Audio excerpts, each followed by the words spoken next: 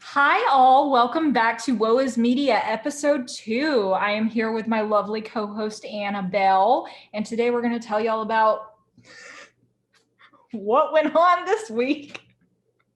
Yeah, it was one heck of a week going on in media. At first, I thought it was not that exciting. I was personally trying to figure out what to report on, and then light bulb moment. My lovely co-host here lives in the great state of Texas, and I don't know if you guys heard, but some stuff went down in Texas this week. So we're gonna cover that, and we're also gonna talk about the um the lovely escapades that have been going on Robinhood Financial, that trading platform that had all the issues with the GameStop stock. So we're going Yeah. to talk about both of those things today. Alyssa, what do you have for us? This week, I am covering the trailer for Demi Lovato Dancing with the Devil, where she talks about her 2018 overdose, as well as the concept of celebrity worship culture and my favorite person in the entire world, Dolly Parton. Love it. If there's any celebrity that we should worship, it's probably Dolly Parton. Dolly Parton. With all, like, this is her world and we're just living in it, and I think her back is probably sore from carrying everything. Carrying us all. Yes. And I'll get into it. Like, I have reasons, like, if you are to worship a celebrity, it should be Dolly Parton for reasons I will get into later. So yes. Right. All right, so let's get started. We'll go to the news first. So we'll get to the Texas stuff a little bit later in the episode, but first I want to go over what's been going on with Robinhood. So quick summary, I guess, for what has been going on. There was a big blow up in the stock market a couple weeks ago. There is a popular subreddit called Wall Street Bets, and people in this discussion room where basically they like to swap stock picks, talk about what they think is undervalued and where they think they can make money.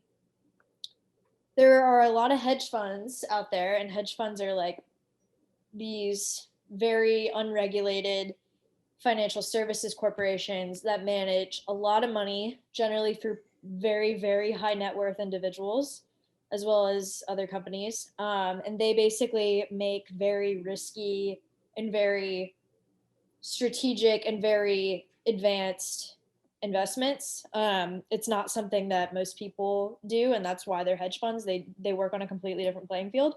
What happened in Wall Street Bets was there was discussion about how a bunch of hedge funds had been short on the GameStop stock, on the AMC stock, Bed Bath and Beyond.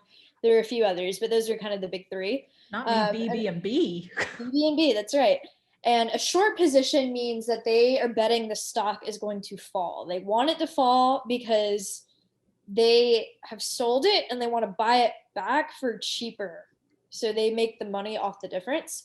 So they learned that a bunch of hedge funds were obviously short on the stock, and they're like, well, screw these hedge funds. Let's run up the price and drive these guys out of their position. So Screw a bunch you of guys, I'm going home. Yes, basically, like, we're gonna make money off this. So the stock shot up just a ridiculous amount. And one of the platforms that consumer investors, so basically everyday people like you and I, they use this platform called Robinhood Financial, to trade. And why people like this platform is because it is commission free trading. So you could buy shares of a stock and you're not paying like a broker or anything like that. But there were issues because with all the buying and the selling going on during that crazy week in the market, Robinhood was like, no, like, we're suspending trade. We can't do this. This is just absolutely ridiculous. They were getting collateral calls from their clearinghouse, which means that the other side of the trade that Robinhood facilitates, they were making Robinhood put up all this money because there were so many orders coming in. Yeah. And the collateral calls were ridiculous. It was $3 billion, and Robinhood just didn't have that liquidity, so they were like, nope. Yeah, it was insane. That's how much volume it was. It was insane. So they imposed the trade restrictions. Okay. And why people are angry about that is because you know who uses Robinhood? Normal people. You know who middle class, working class people out here trying to get their dollar. Yes, the 99%. You know who doesn't use Robinhood? the 1%, the hedge funds. So it seemed to be sort of like almost a classist war because hedge funds could continue to trade as they wanted to because they had a platform where they didn't have the same restrictions, whereas common people were not able to make the moves that they wanted to make. They couldn't profit off their gains, or they couldn't, buy and get into the action. So Congress decided to get to the bottom of this, and they had a congressional hearing on Thursday of this week to kind of talk to the Robinhood CEO, and they're like, what happened? What went on? Is it your business model? Was this a fluke event? Like, we have to get to the bottom of this. And essentially what they kind of got to the bottom of it was, this is the House Financial Services Committee. They were the ones kind of interrogating all these people. AOC's on that committee, by the way. She's hey girl. One of the more well-known people in Congress. So they basically wanted to determine if Robinhood does more harm than good in its trading, because while it is commission free, which seems awesome, it works on a business model called I lost my place. Sorry. It's okay. It's okay. It works on a business model called payment for order flow. Okay. And payment for order flow, it's basically like Robinhood has an agreement with a clearinghouse that they will send the clearinghouse a bunch of trades in exchange for money. Mm-hmm. So the clearinghouse is paying Robinhood for this volume. So Robinhood is incentivized to get a lot of trades. Okay. Because they will make a lot more money that way. Yes, the coin. And this is legal. There's nothing like under the table about it, but it's speculative for a lot of people. They don't necessarily think that that's in everybody's best interest. And the types of people who do a lot of trades are very sophisticated investors. They are the hedge fund type people. Like, if you talk to any financial advisor, they will not encourage you to go out and buy and sell every single day. Gotcha. They want you to just, pick a few broad classes and just like sit on that and like watch it grow. So there's a lot of speculation about Robinhood's business model and if it's really free, because they're sort of hiding the cost and the fact that the orders are kind of what they're profiting off of. So the CEO kind of came under fire during this hearing. He admitted to making mistakes, but if Robinhood did not restrict the trading, all the shares that would have been requested to buy, they would have been sold to cover that collateral without consent from the investors. And that would have been a lot of people. So they ultimately did make the right call, because they did somewhat screw over investors, but they screwed them over a lot less than they could have. Is basically the gist of it. Gotcha. And they didn't talk to the clearinghouse about the restrictions. So this was just a mess. And I mean, everybody was following this. There was just so much attention on these few stocks in Wall Street. Like, it's just, and there was sort of a war, between the hedge funds and kind of the common man investor. And I should add that Robinhood's mission is to just make finance more accessible. And that's personally something I can get behind. Yeah. They have a great markets podcast that I listen to every weekday. I've been listening to them for years. So they are historically a pretty good company, but I think the issue here is not so much like Robinhood and the motives of, their CEO or anything like that. It's just more so about like the incentives. Yeah. Like, if they want people to trade all the time, they're going to get more money. And like, look, they're not a nonprofit corporation. No one's ever said that they're a nonprofit. They are a business. They're trying to make money. Nothing wrong with that. But especially in crazy situations like this one with Reddit going after GameStop so hard, it causes problems for sure. So it'll be interesting to see kind of what Congress decides. I don't necessarily know if there will be any hardcore regulation that comes out of this. But I do think Robinhood is going to be under scrutiny for a while. Gotcha. This might be like a long shot reference, but when you were like, oh, they screwed people over, but they didn't screw people over as much as they could have, it reminded me of Lil' Kim's verse in Notorious, where she goes, be glad I pushed my album back. I did y'all hoes a favor. I don't know why that popped into my mind. I like it. It's a good pop culture reference to Robinhood is the Lil' Kim of the finance world. Yeah, and a lot of people were like frustrated because the fact that it's called Robinhood, Robinhood's whole thing is robbing the rich to give to the poor. Fair enough. That is a good point. Yeah, and that's exactly what these Redditors were using it for. They were trying to they're like, the hedge funds don't need to make money. We need to make money. Mm-hmm. Make no mistake, a lot of people did make a lot of money on this. Mm-hmm. The taxes are going to be ridiculous on some of those. Wee woo. Yeah, there's something called capital gains tax. I feel like a lot of people don't know that when they get into investing. But once you sell a stock, you got to pay tax on the profit of it. So, yes. People. That's pretty much all I have on that. Like I said, I think the incentives are the main issue here. I don't know if there will necessarily be any major reforms because commission-free trading kind of is the norm nowadays. E-Trade does it. I think Charles Schwab does too. I'm not positive on that one. Obviously, Robinhood. So I don't know. It's kind of what investors have come to expect. It'll be interesting to see what happens in the aftermath of this one. Oodalolly, golly, what a day. Golly, what a day. Just another day at the office on Wall Street. Yeah. Getting run out of your short positions by all these people on Reddit. But it should also be noted that what was going on Reddit, a lot of people were maybe thinking that was illegal because if you conspire like that in a group to buy a stock and like send the price up, because when there's more demand, obviously the prices is going to go higher. But it doesn't really seem like, based on what the House Financial Services Committee did in their investigation, it didn't really seem like the Reddit discussion forum is going to meet the definition of market manipulation. So I don't think anybody who is involved with the Reddit community will be in trouble. Gotcha. Unless they don't pay their taxes. The IRS will come after them if they don't. Oof. Yeah, you don't mess with those people. They're scary. They are. Yeah. Tax deadline coming up, by the way, everybody. Just FYI. The PSA. No extension this year for the pandemic, unfortunately. IRS said, nope, get it together. All right, so that's our Robinhood story for the day. Next, we're going to get into the Texas weather woes. I have no idea what you're speaking about. Really? Nothing? You didn't hear about this? No, not at all. Please inform me. So like I said a little earlier, Alyssa resides in the Lone Star State. So she had to experience a lot of this stuff going on. Her family's there as well. And sounded like a rough week for you guys. How you holding up? I am personally doing much better. I have power and my water pressure is like pretty much 100% back, which is great.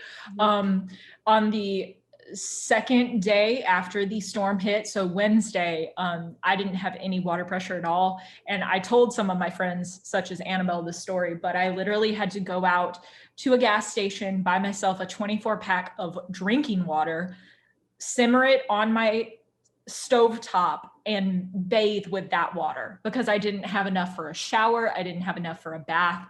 So I was roughing it a little bit this week, but that thankfully. Sounds like a Little House on the Prairie story when they would like take snow and like boil that over a fire and bathe in the melted snow water. Just slightly. And I feel like I have read that some people did in fact go out and like get some snow to boil. So that is wild. Yes. I mean, and you think about like Texas being a southern state, you would never necessarily expect at face value that they would have such severe weather that would cause these problems. Absolutely. And it's 70 degrees right now. Yeah. But we're going to get into this, why that was an issue and why nobody could access their utilities for days on end. So basically, the temperature was in the single digits. Like it was really, really cold in Texas. Not good. Arctic, what was it? Winds? Vortex? Polar vortex. Vortex. Thank you. Winds and just cold temperatures, basically. Freezing rain. That sounds kind of scary. The vortex. Like, ooh, you're going to get stuck. But when it's really cold out, it's hard to produce electricity. And power plants in Texas, and Texas is not the only state with this issue. California actually has the same problem, and that's why they had issues with their wildfires months ago. Mm-hmm. But the power plants right now, they don't have any incentive to winterize, like none at all. They're just worried about like short-term energy prices being cheap and just like getting their profit and walking away. And the Texas electricity system is deregulated and privatized, which Yes. means generally cheap prices for consumers, which, you know, everybody likes to not pay a lot for their power. Mhm. But it can really mean unreliable service when weather is bad. So they're sort of prioritizing these short-term prices over long-term issues. And Mhm. the infrastructure is just super outdated. It has not been updated or invested in a long time. And it's causing a lot of problems. And there is this major grid operator called ERCOT in Texas. And this was the Yes. one with the issue. It covers probably 98% of the state. If you look at a map, it's almost everywhere. Yes, and it is worth noting that I myself do not fall in the grid. My power is provided by Entergy, but I am one of the few areas in the state that is not covered by ERCOT. Like my brother and sister-in-law and my parents both live more inland, and they are covered by ERCOT. And my parents went 43 hours without any power. So Yeah, that's a long time. If you look at a map, it's pretty much every major city you would have ever heard of in Texas, with the exception of like El Paso, which is yes, basically in New Mexico. So basically. ERCOT covers almost everything, and they were the big power grid that was having all the issues this weekend. And the governor is kind of up in arms about this, and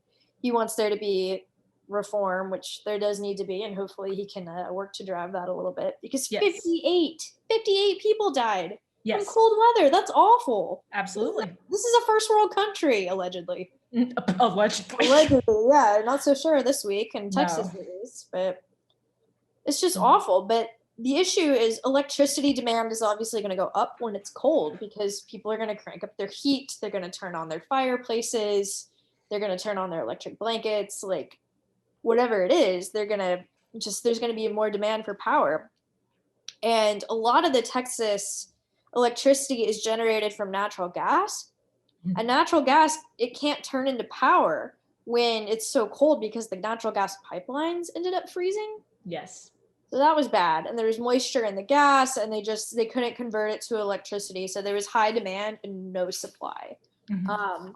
I read yesterday that people that did have electricity, their power bills are like over $15,000. It's absolutely ridiculous. Like I've read so many articles right now. Like some people, like you said, are up in the 15,000 for their power bills, and some of these people still don't even have power. So Yeah. it's like, how you expect me to pay this power bill when you're not even providing the service right now? No, it's absolutely ridiculous. And there's going to continue to be more cold spells. I mean, like at face value, like you said, you don't think about Texas being a cold state. Generally, it's not, but there are times when it happens. And there have been multiple really bad winter storms, like since the 80s, that have caused similar problems to this. Yes. And with global warming, the temperatures are only going to get, you know, the swings are going to be really big. Mhm. So it's only going to get worse, and they need to prepare for these more by increasing energy reserves, because if it's increased prior to cold surges, you know, then at least if power goes out, you can get power plants back up and running faster, because you're not like waiting to produce that natural, and you're not worried about a pipe freeze if it's already there and all that. And look, I'm not an oil and gas expert, but I do understand business well enough that, like, if you don't incentivize the power plants to prepare, they're not going to do it. No. They're worried about their bottom line. I mean, infrastructure, it is expensive. There's a lot to be built. There's a lot of like regulation and things that have to go into it, and it's just, you have to align the incentives. And California has the same issue. So we don't want this to seem like we're just crapping on Texas for being super pro business or anything like that. We obviously know the political landscape in California is not the same as it is in Texas. No.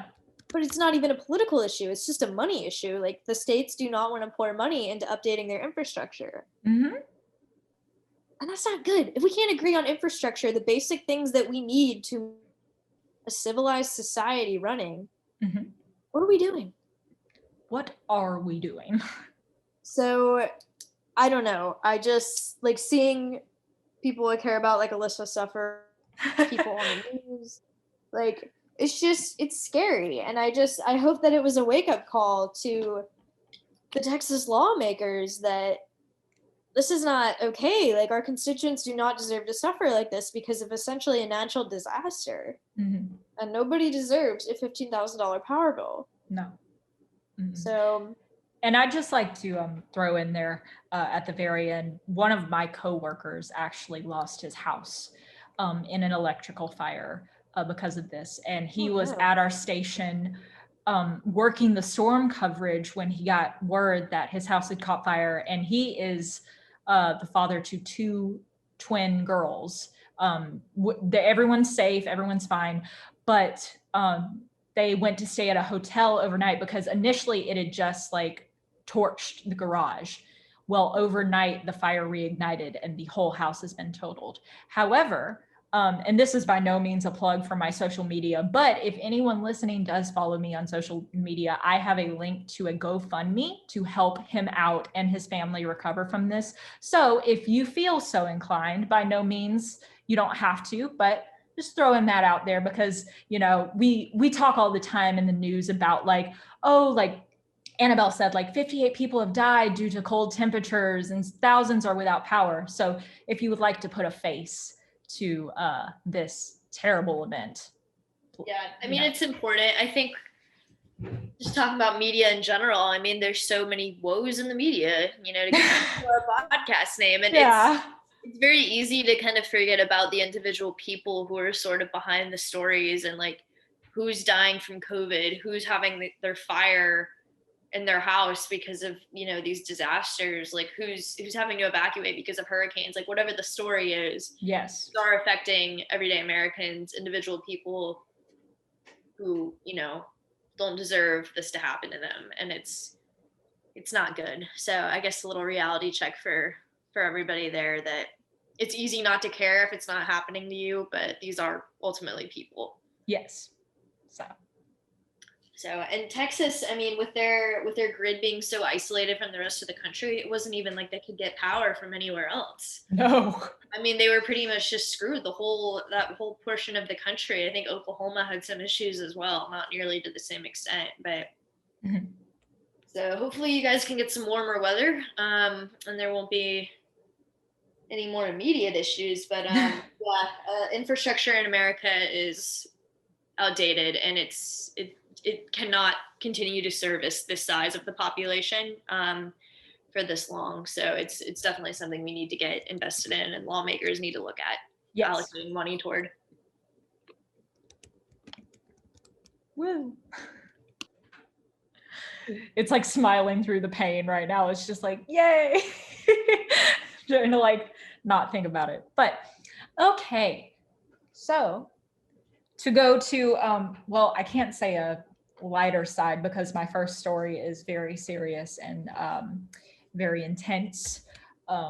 So this week, the trailer for Demi Lovato's new YouTube documentary dropped. It's called Demi Lovato Dancing with the Devil. It's supposed to come out March 23rd. And the biggest thing that most people took away from the trailer is she revealed that during the aftermath of her 2018 overdose, she suffered 3 strokes, a heart attack, and from what I can infer, permanent brain damage from this whole thing. And she makes mention of how her doctors told her in the moments after, like when she was brought into the hospital, she was told she had 5 to 10 minutes to live. Oh my God. I know, right? Mm-hmm. Being told that in the hospital and emergency room. And she has also revealed that she no longer drives because she has blind spots in her vision. And it just got me thinking, because I know a lot of people may forget this, but Demi Lovato was a child star. She got her start when she was 10 years old. And she was most notably on Barney, with Selena Gomez. That's how they met and became friends. And it just makes me think about like child stars, like lasting impact of how the industry affects them and how these expectations are put upon them. Because she actually went to rehab for the first time at the age of 18. Oh my goodness. Mhm. Do we know, like, I hate the expression, what are you in here for? But what was she struggling with to? What was she being treated for? Yes. So I don't know the exact reason, but I do know that at this time, she figured out that she was suffering from bipolar disorder, as Okay. well as anorexia and severe bullying. Like I remember reading like J14, Tiger Beat, M magazines when I was like 12. Throwback. And right. And every now and then she would have a whole like full page spread about her struggles with bullying. And obviously bullying is a very sensitive and very serious topic. But I remember as a 12 to 13-year-old being like, oh, whatever, bullying. Cause like I was thankfully. I mean, you're not reading Tiger Beat for the PSAs. You're reading it to like see if you're Zac Efron's perfect match. Or exactly. like, Yes. What the next movie is going to be. I need more posters for my bedroom wall. Yeah, like the shiny stuff. You want to see like the lip gloss ads, I mean, I certainly didn't care about that stuff when I was reading those magazines. That's not their audience. No, not at all. So I felt bad in retrospect, but at the same time, like you said, we're not reading these teen magazines for like good journalism. Right. And we're not doing it, we go in with a very juvenile mindset of what bullying is and like not the everlasting effects of them. And this new documentary is not her first. She actually had an MTV documentary produced back in 2012 talking about her struggles, as well as another YouTube documentary that came out in 2017. So right before the overdose. I actually remember where I was when I read like the breaking news line that she had overdosed. I was on vacation with my mother and we had just come out of a movie theater. Oh, I know, right? I was like, oh. So. I actually had forgotten that was something she struggled with. I know I can really appreciate a celebrity who's in the public eye so much being so open and authentic and vulnerable about a lot of their struggles. And I knew that she had struggled with like, depression and anxiety and bullying. And if I remember correctly, like self-harm. Yes. And some very scary things like that. But that was one that I had forgotten about. So that's good to know. But yes. So, and one of the biggest things that I took away personally from the trailer, as well as the articles that I read surrounding the trailer, was Demi Lovato has been obviously very candid and transparent about her struggles with addiction, anorexia, mental health.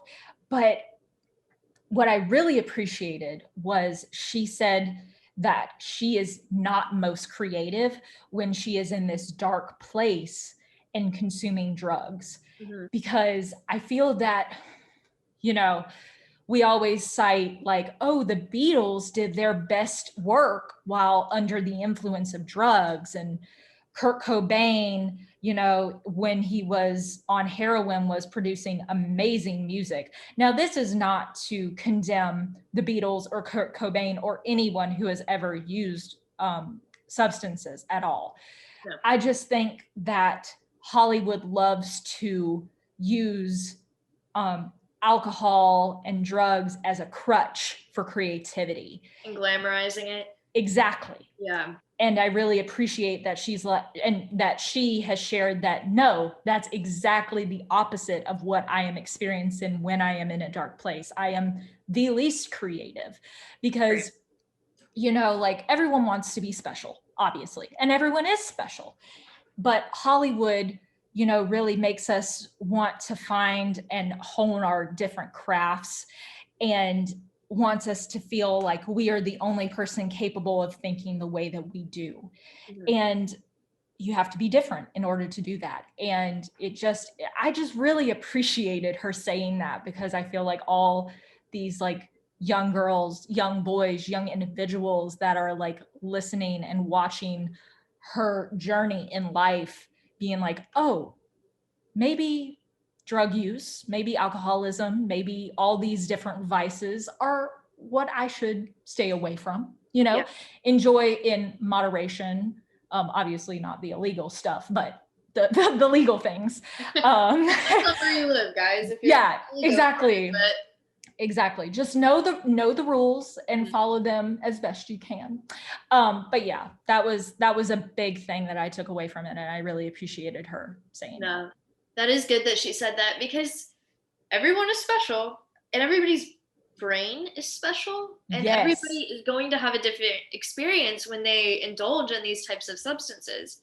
I mean, even with something, you know, a lot less intense than like cocaine or psychedelics or something like that. I mean, somebody could smoke pot and have a panic attack, and somebody else could smoke pot and just want to take a nap. I mean, Yeah. it could be a completely different experience. So I'm definitely glad she highlighted that and didn't sugarcoat it, didn't glamorize it or anything like that. Definitely makes for a good role model for people who are struggling with anything similar, for sure. That Yes. it's not necessarily going to help you tap into a different side of yourself, a positive one at least, maybe for some people. But I would say it seems like the Beatles and Kurt Cobain maybe were the exception, not the rule. Yes. And obviously this is a blanket statement, because I personally do not have a single clue of what substances or what exactly she was, relying on Using. in her times of need and struggle. So that's just like a blanket thing. And yes, I hope the best for her. I probably am not going to watch the documentary, just because I do not personally have YouTube Red. So is that where it's I'm pretty sure, yeah, they keep billing it as a YouTube original, and that's what they've used in the past to promo YouTube Red shows. Gotcha. So I'm sure I'll read more about it when it comes out, but I don't think I will be watching it. So yeah, that's unfortunate. It's not on a more popular platform. I don't know anybody with YouTube Red, to be honest. I have a YouTube channel, and YouTube is where I spend most of my time. I wholeheartedly believe that YouTube Red is the most useless streaming platform. Yeah. And that may keep me from getting any sponsorships or making money off YouTube in the future, but that's just how I feel. The whole thing is a streaming platform. Why do they need Exactly. I don't understand. Everybody just wants to get on the streaming wars, I guess. Absolutely. Like something plus. And Disney Plus, Apple TV Plus, Paramount Plus is now coming out in March. To go back to your side of the story with the business stuff, did you see that YouTube is actually releasing YouTube Shorts to rival TikTok?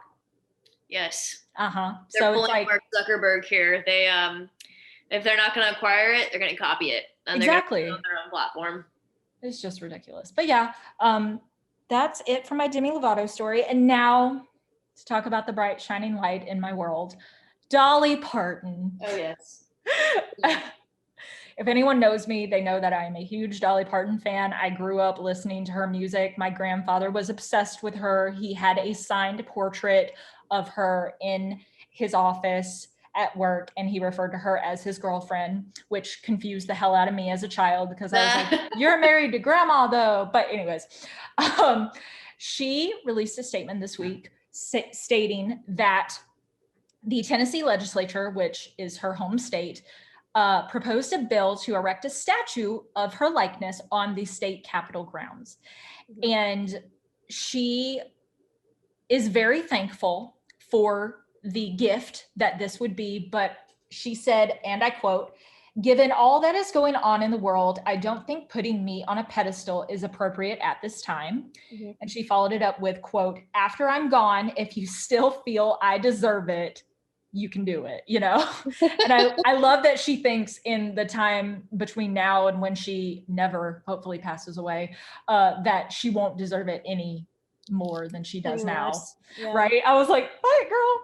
But this really got me thinking, because Dolly Parton is one of my idols, but it also made me think about like celebrity worship culture, because there are so many people in recent history. I don't know how many of them are from the state of Tennessee. I'm sure there are many, but that are doing so many things in terms of education, science, reaching out, humanitarian work that could be also given a statue in their honor on the state capitol grounds.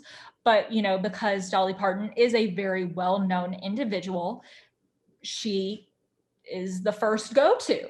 Mm-hmm. So, but I would also just like to take this moment. I have my full notes.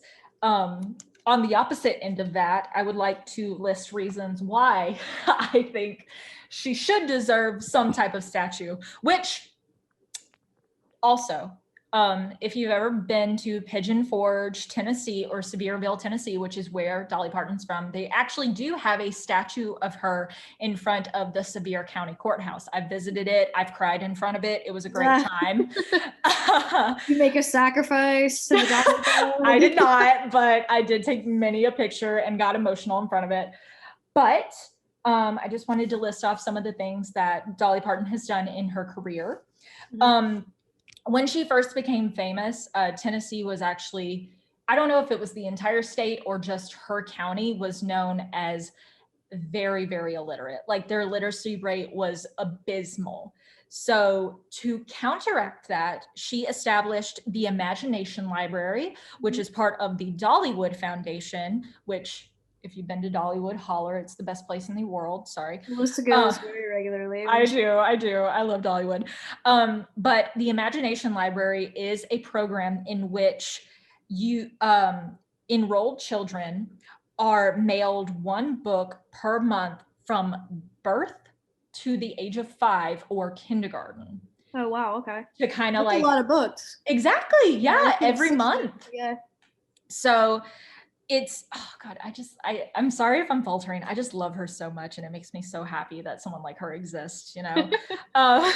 But this program has benefited 1,600 local communities in the state of Tennessee and has provided almost 850,000 children with reading material. That's so many. I know, right? That's awesome. And I'm sure a lot of those kids, like, I mean, their parents, depending on like what region they're from and, you know, what their parents' situation is, they can't afford books, I'm sure. Some of them they're trying to put food on the table. They can't. Absolutely. There's more important things at certain times that you need to spend money on. Mm-hmm. So it's a very nice like thing for her to reach out to. And also this program has reached across the United States as well as Canada, the United Kingdom, Australia, and the Republic of Ireland. Very nice. So she is getting y'all books. She said, y'all gonna read today. Yes, you are. Now I have a question. She doesn't write the books, does she? No, but I will get into that later. This is not some like closed loop of like Dolly Parton. No, okay, but I will mention her writing exploits later on. Don't you? Okay, so she's sending them like Fun with Dick and Jane or whatever. Yeah, you know, like a Berenstein Bears moment, yes. Like Critter. Did you read Critter as a child? Little Critter? Yeah, Little Critter. He's so cute. He was like a little monster-looking guy, but he was. I'm glad someone else knows Little Critter. He was one of my favorites. Yeah, Richard something? Scary, was that his name? Richard Scary, because he also had the little town with the worm. Yes. Okay, I didn't realize those were the same author. I'm pretty sure they are. No, it's Meridian Mark. Damn it. That's who wrote the scary books. That's who wrote the little critter books. We're gonna get dragged in the comments. I'm gonna Google it. Okay, while you do that, Dolly Parton has also raised money for the American Red Cross and HIV and AIDS related charities for research. What? It's Mercer Mayer. Oh, I was like, why are you? Did I say Meridian Mark? How did I come up with that? I like Meridian Mark. No, Mercer Mayer, he is not the same person, or she. I actually don't know the gender of the author, but how dare you assume? Mercer, I honestly couldn't tell you what that would be off the top of my head. I know I grew up with a kid named Mercer and they identified as a male. So the pronouns on Wikipedia are masculine, so there you go. But you know, if you identify as a woman or neither of the two binary genders, you know, name yourself Mercer. Why not? Yes, it's a good name. Do it.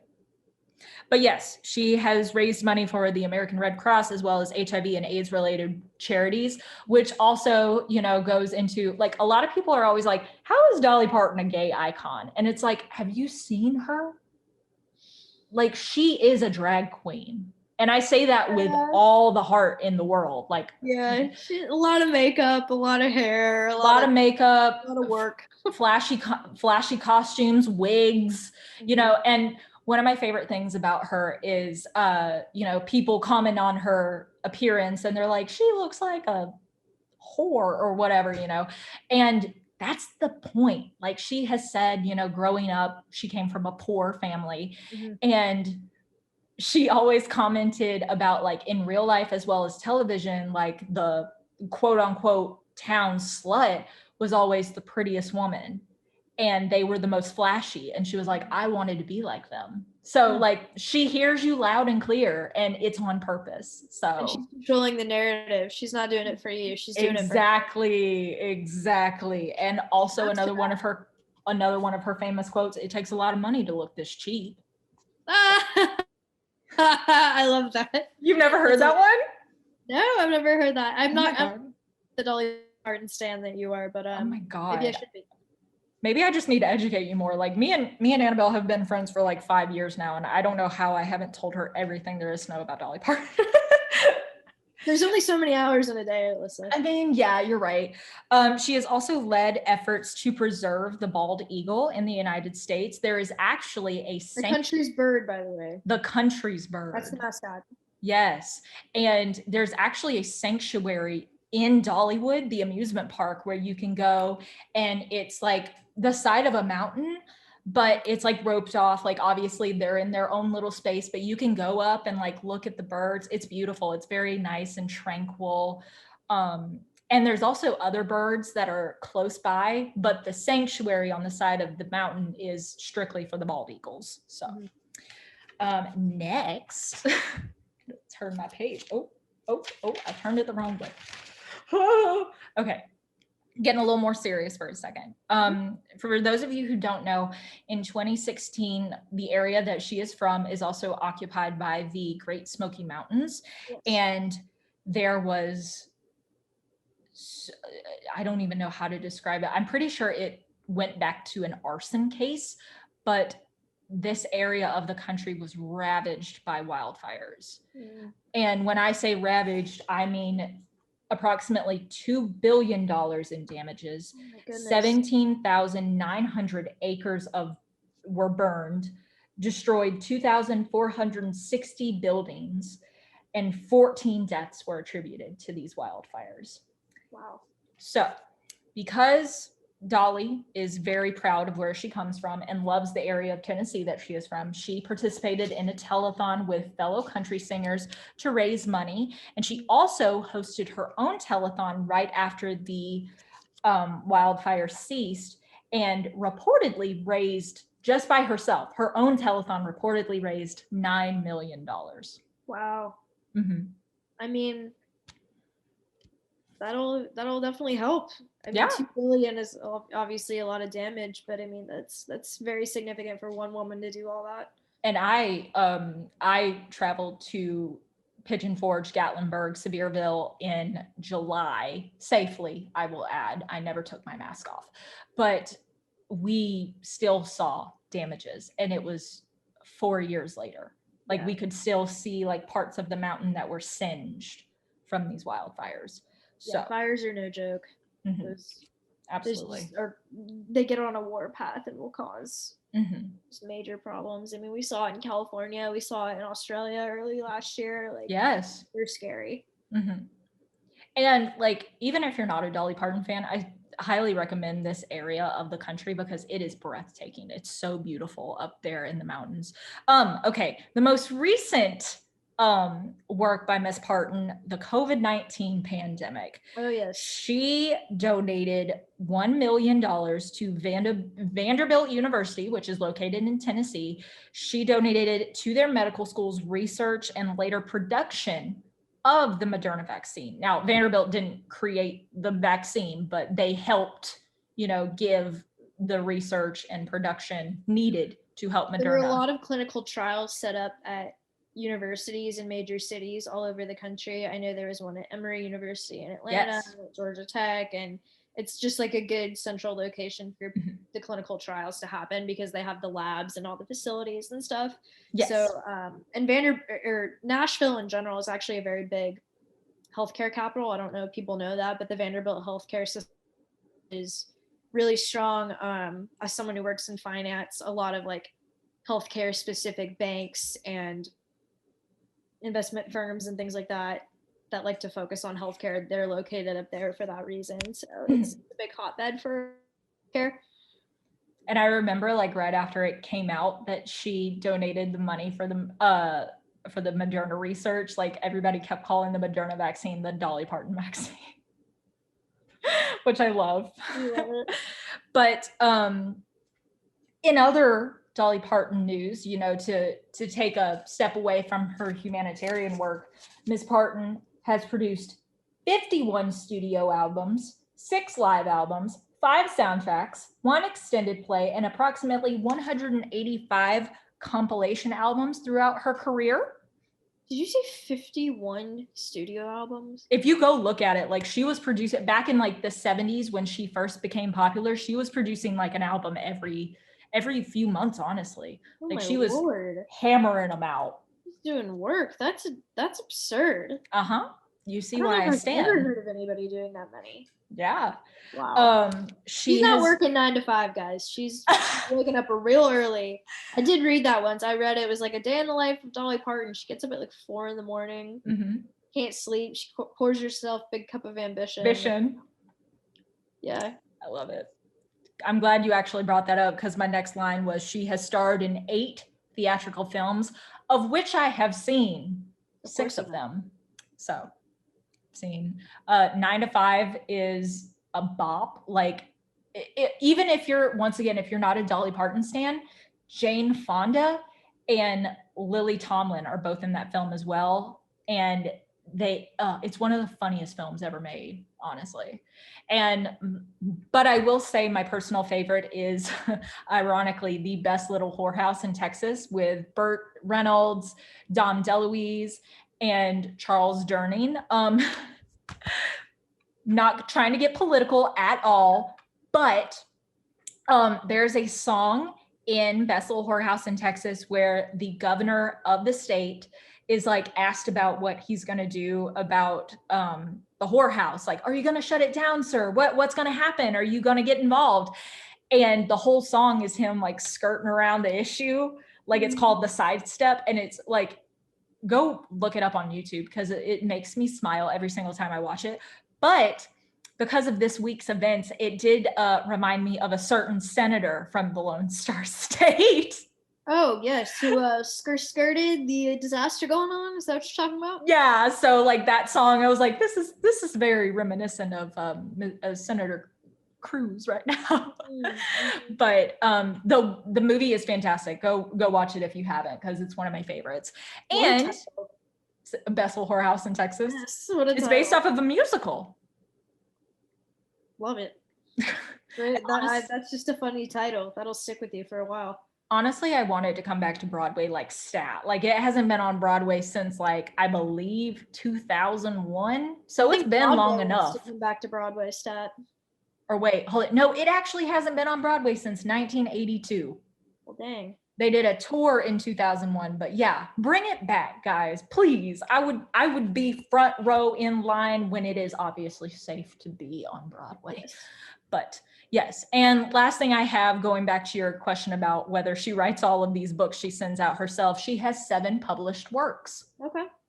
She has a child's book about her very famous song, The Coat of Many Colors, all about that. And I can't remember the other ones, but they're all really cute. Like I've looked up pictures of them and they're all adorable. So I'm sorry if this wasn't really like news, but I just thought, you know, like with all the bad things that are going on in this world, to highlight someone who is doing good, but she also doesn't necessarily want all the attention for it, because she realizes that being a good person doesn't always mean asking for something in return. And Yeah. I really appreciate that. And I thought it would be a nice pick me up from other things going on this week. Yeah, no, absolutely. It gives you like a good glimmer of hope that there are people who are just like rays of sunshine who truly have like pure hearts, and they're not selfish, they're not, you know, in this for fame. I mean, Dolly Parton's already famous, she's already rich, she doesn't need to do any of this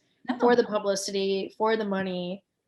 Like, she has more of that probably than she ever could have imagined, and she just kind of has taken the power that she does have, and she's using it as a force for good, which I think is very admirable. And you know, hopefully celebrities who are not currently doing similar works can kind of follow her example. Absolutely. And I can't remember, were we living together at the time during the 2019 Grammys when they did a tribute to her?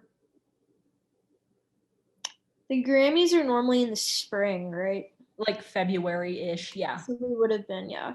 Okay, because I was reminded of that this week when I was doing the research for this, because they did a tribute to her during the 2019 ceremony, and I remember vividly crying like on the couch watching it. And gonna just sprinkle a little bit of my other favorite people in the entire world right now. That was the first year that BTS was actually invited to the Grammys. Woo-hoo. And at one point during the tribute to Dolly Parton, they cut to them in the crowd, and they were probably like thinking like, oh, these people don't even know who Dolly Parton is. One of the guys was literally like waving his hands in the air and crying. Aww. It's the power of Dolly Parton. Yeah. She's someone we can all get behind for sure. Exactly. So that's all I wanted to say. Nice. All right. Well, we had a good mix of stories this week. We covered some incentive problems. We covered some weather. We covered Dolly Parton, and we covered Demi Lovato and her struggles with mental health and addiction. So Yes. kind of ran the gambit here today. Yes. Serving versatility. We give it all. Absolutely. So we hope you all enjoyed this mix of stories. We will be monitoring the news and pop culture all week to see what else comes up, so we can, you know, continue to make these episodes about what's interesting and what's going on. So Thank you for listening today. We hope you enjoyed it, and we'll talk to y'all next week. Have a good week.